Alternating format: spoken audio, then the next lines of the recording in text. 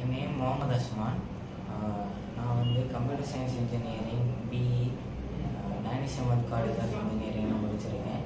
நான் வந்து 2023 pass out. நான் ஜாயின் பண்ணியிருக்கிறது வந்து அல்ஸ்பார்க் சொல்யூஷன்ஸ். இது ஒரு ப்ரைவேட் கம்பெனி. நான் வந்து என்னோட ரோல் வந்து வெப் டெவலப்பர்.